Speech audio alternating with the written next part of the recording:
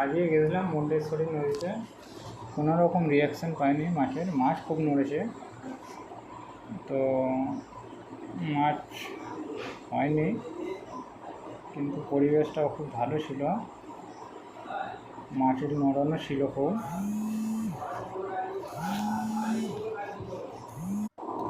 তো খুব ভালো ওয়েদার ছিল, ওয়েদারটা মাছ খাওয়ারই ছিল, কিন্তু খেলো না কেন কিছু বুঝতে পারছি না।